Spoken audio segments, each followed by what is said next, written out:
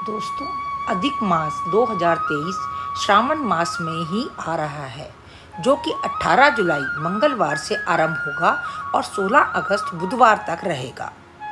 तो अधिक मास में जो व्यक्ति दान पुण्य करता है, उसको अधिक से अधिक फल प्राप्त होता है। यह पुरुषोत्तम मास, मल मास के नाम से भी जाना जाता है। हिंदू धर्म में इस महीने का विशेष महत्व है। यही वजह है कि श्रद्धालु अपनी पूरी श्रद्धा और शक्ति के साथ इस माह में भगवान को प्रसन्न कर अपना यह लोक तथा परलोक सुधारने में जुट जाते हैं। तो अब सोचने वाली बात यह है कि यदि इस महीने में इतना ही प्रभावशाली और पवित्र महीना माना जाता है, तो यह हर 3 साल में ही क्यों आता है? आखिर क्यों और किस कारण से इसे इतना पवित्र माना जाता है? इसे एक माह को 3 विशिष्ट नामों से क्यों पुकारा जाता है? इस तरह के तमाम प्रश्न हमारे मन में उठना स्वाभाविक है। तो आइए आज जानते हैं इन प्रश्नों के उत्तर। लेकिन हाँ दोस्तों, इससे पहले यह नया चैनल है मेरा, तो इसे आप अधिक से अधिक लाइक, शेयर और सब्सक्राइब करें। दोस्तों, भारतीय गणना पद्धति के अनुसार प्रत्येक वर्ष 365 दिन और 6 घंटे का होता है। वहीं चंद्र वर्ष 354 दिनों का माना जाता है। तो दोनों वर्षों के बीच लगभग 11 दिनों का अंतर होता है, जो हर 3 वर्ष में लगभग 1 महीने के बराबर हो जाता है। इसी अंतर को पाटने के लिए हर 3 साल में एक अधिक मास हो जाता है। इसी कारण से इस मास को अधिक मास का नाम दिया गया है। अधिक मास क्योंकि चंद्र और सूर्य के बीच संतुलन बनाने के लिए प्रकट हुआ था, तो इस अतिरिक्त मास को अधिपति बनने के लिए कोई देवता तैयार ही नहीं हुआ। ऐसे में ऋषि मुनियों ने भगवान विष्णु से आग्रह किया कि वे ही इस मास का भार अपने ऊपर लें। भगवान विष्णु ने इसे सहज ही स्वीकार कर लिया और इस तरह से यह मल मास के साथ पुरुषोत्तम मास भी बन गया।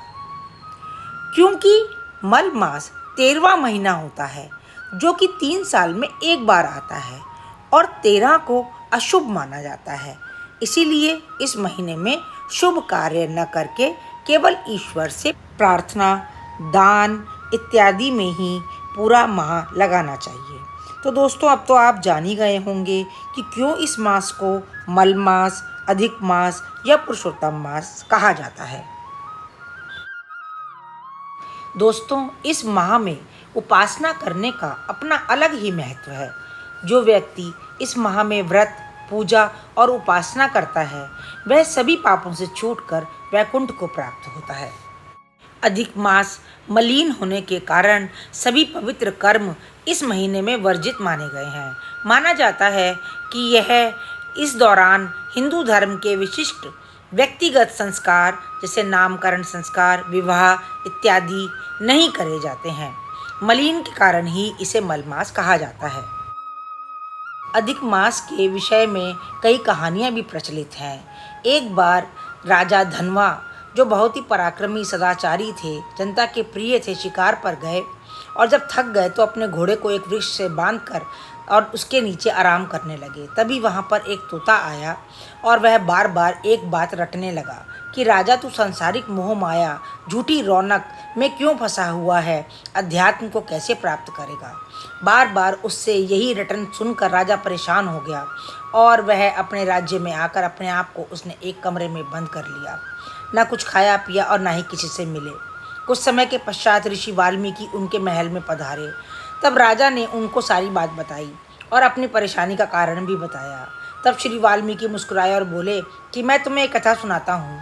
ऋषि की पुत्री गौतमी का विवाह एक ब्राह्मण से हुआ और उनका जीवन सुखपूर्वक बीतने लगा, परंतु उनको संतान सुख की प्राप्ति नहीं हुई। दोनों ने मिलकर के भगवान की बहुत पूजा करी, घोर तप किया। तब भगवान विष्णु प्रसन्न होकर के उन्हें पुत्र प्राप्ति का आशीर्वाद दिया और उनको पुत्र की प्राप्ति हुई, परंतु वह ज़्यादा समय तक जीवित नहीं रह सका। उसकी मृत्यु हो गई, जिसके लिए वह विलाप करते रहे, घोर विलाप किया।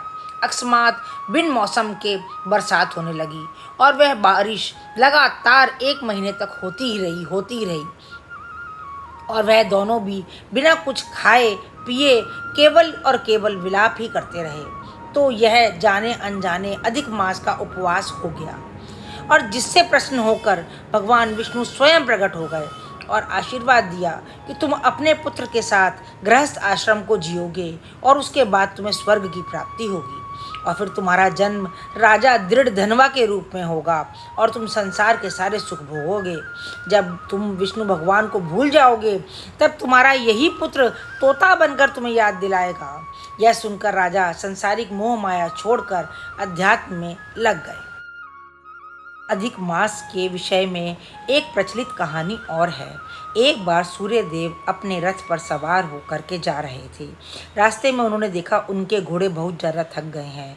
वह एक जगह पर रुक कर के उन घोड़ों को पानी पिलाकर विश्राम देना चाहते थे, लेकिन उन्हें यह चिंता सता रही थी कि सूर्य का रुक जाना यानी कि सारी सृष्टि का रुक जाना है।